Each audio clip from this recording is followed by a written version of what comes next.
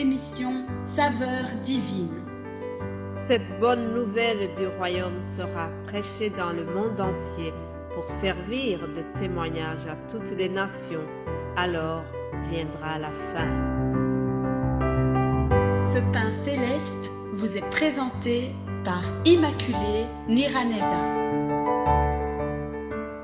Shalom, shalom, mes bien-aimés qui écoutent l'émission Saveur divine. Que la grâce de notre Seigneur soit avec vous. Nous continuons la méditation de cette semaine.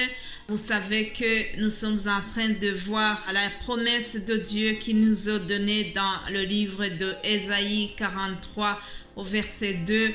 Aujourd'hui, avant de continuer, je vais d'abord vous donner un rappel des 10 commandements. Je lirai quelques extraits des 10 commandements. En effet, chers amis, Dieu nous a donné les commandements que nous devons suivre pour mieux mener notre relation avec lui. Alors, dans le livre d'Exode 20, je vais vous lire juste 4 versets qui commencent et le reste, je ne le lis pas. Je voudrais juste donner les versets qui vont nous aider à comprendre la suite. Exode 20. Alors Dieu prononça toutes ces paroles en disant: Je suis l'Éternel ton Dieu qui t'a fait sortir du pays d'Égypte, de la maison de servitude. Tu n'auras pas d'autre Dieu devant ma face. Tu ne te feras point d'image taillée, ni de représentation quelconque des choses qui sont en haut dans les cieux, qui sont en bas sur la terre, et qui sont dans les eaux plus bas que la terre. Tu ne te prosterneras point devant elles, et tu ne les serviras point, car moi, l'Éternel ton Dieu, je suis un Dieu jaloux. Je m'arrête ici, chers amis. Dieu a donné cet ordre comme quoi nous ne devons pas nous faire des images taillées. Nous ne devons pas nous prosterner devant ces images. Ce n'est pas moi qui le dis, je viens de vous lire un commandement de Dieu.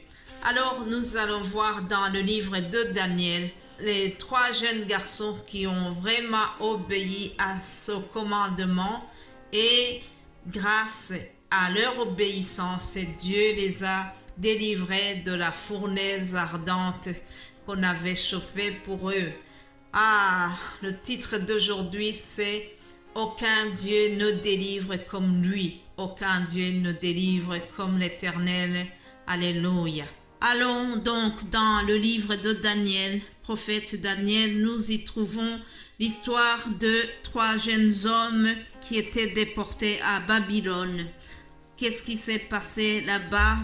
C'est que dans le chapitre 3, nous avons cette histoire où on nous parle d'un roi Nebuchadnezzar qui avait fait un statue d'or. Il s'est fabriqué donc un statue d'or à son image et il avait ordonné que les gens se prosternent devant la statue. En quelque sorte, c'était un roi très orgueilleux, très imbu de sa personne.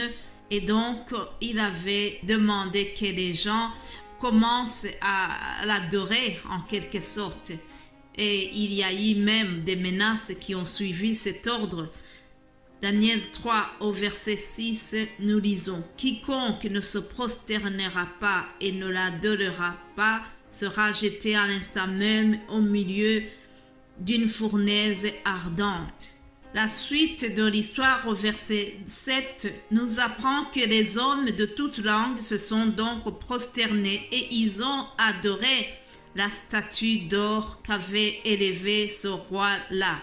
Cependant, chers amis, il y a eu 3 jeunes hommes qui ont délogé à cette loi. Ils ont refusé d'adorer la statue, puisque même s'ils étaient à l'étranger, même s'ils étaient déportés dans ce pays, ils avaient gardé la loi de l'Éternel dans leur cœur et ils ont obéi à la loi que je vous ai lue en commençant cette émission.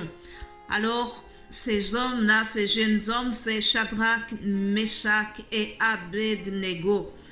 Ces 3 hommes ont refusé de se prosterner devant la statue d'or. Et la suite, c'est que le roi a été irrité. La Bible nous dit qu'il a été très furieux et il a ordonné qu'on jette ces 3 hommes dans une fournaise ardente qu'on avait chauffée exprès pour ces gens-là. Au verset 15 de ce chapitre 3, nous entendons les propos du roi qui leur dit « Si vous ne l'adorez pas, vous serez jetés à l'instant même au milieu d'une fournaise ardente. Et quel est le Dieu qui vous délivrera de ma main ?» Vous vous imaginez? Là, c'est une menace vraiment remplie d'orgueil. Quel est le Dieu qui vous délivrera de ma main? Pauvre roi, il ne sait pas à qui il s'attaque. Il ne sait pas qu'il s'attaque au Dieu puissant, le Dieu d'Israël, le Dieu créateur du ciel et de la terre. Chers amis, j'ai beaucoup aimé la réponse de ces 3 jeunes gens. Tout fiers et tout confiants, ils n'ont pas eu peur du roi. Au verset 16, chapitre 3, 16, on nous dit que ces hommes ont répondu au roi dans les propos suivants. Nous n'avons pas besoin de te répondre là-dessus. Voici notre Dieu que nous servons peut nous délivrer de la fournaise ardente et il nous délivrera de ta main, ô roi. Alléluia. La foi, chers amis. Ils étaient confiants que Dieu va les délivrer. Ils n'ont pas eu peur du roi et ils ont déclaré, notre Dieu va nous délivrer. Waouh! On va voir la suite si Dieu les a vraiment délivrés. Versets 19 à 20, on nous apprend qu'on a chauffé donc la fournaise, on l'a chauffée 7 fois plus qu'il convenait de la chauffer. Il fallait vraiment bien chauffer pour être sûr que ces gens vont être consumés et ils n'ont pas compris que leur Dieu était capable de les délivrer. La suite nous dit que la flamme a tué des personnes qui étaient chargées de jeter les 3 jeunes gens dans la fournaise.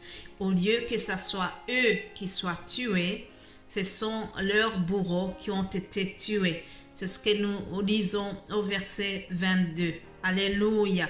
Alors on les a jetés dans la fournaise, mais écoutez chers amis, même si on les a jetés dans le feu, Dieu les a précédés dedans. Alléluia. Dieu nous précède dans le feu, chers amis, parce que c'est sa promesse. Verset 25, on nous dit, « Eh bien, je vois 4 hommes sans lien qui marchent au milieu du feu et qui n'ont point de mal. » Et la figure du 4e ressemble à celle d'un fils de Dieu. Alléluia. Ça, c'est le roi qui a constaté que ces hommes sont en train de marcher dans le feu. Ils n'ont pas été consumés. En effet, c'est la promesse que nous avons lue dans Ésaïe 43 au verset 2. Ils marchaient, ils n'ont pas été consumés. Alléluia. Et écoutez ce que le roi a déclaré après avoir constaté le miracle qui a eu lieu. Il a dit, vraiment, je reconnais qu'aucun autre Dieu ne peut délivrer comme lui. Au verset 28, le roi a pris la parole. Il a béni le Dieu qui a délivré ces gens. Il a dit, béni soit le Dieu de Shadrach, de Meshach et d'Abednego, lequel a envoyé son ange et a délivré ses serviteurs qui ont eu confiance en lui. Alléluia. Et qui ont violé l'ordre du roi. Voyez, celui qui était en train de se moquer de leur Dieu, après avoir constaté le miracle, il se mit lui-même à adorer ce Dieu-là, le Dieu qui les a délivrés. Il reconnaît que vraiment le Dieu de ces jeunes gens est fort. Alléluia. Daniel 3, verset 29. Je vais vous lire les propos de ce roi. Il a dit, voici maintenant l'ordre que je donne.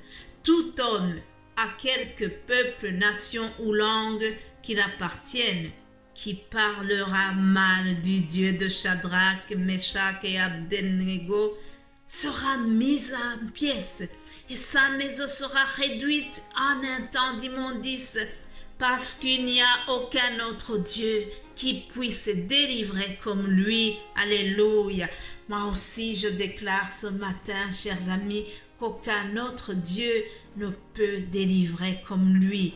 Ah, le roi étranger, le roi païen s'est exclamé, il a commencé à obéir, à honorer le Dieu d'Israël parce qu'il avait vu que il les a protégés, il a protégé les 3 jeunes gens alors qu'il avait prévu qu'ils soient mis à mort. Il était étonné, il s'est exclamé qu'aucun autre Dieu ne puisse délivrer comme lui. Alléluia. Mes bien-aimés de Dieu, restons attachés à notre Dieu, car aucun autre Dieu ne peut délivrer comme lui. Soyez bénis. Amen.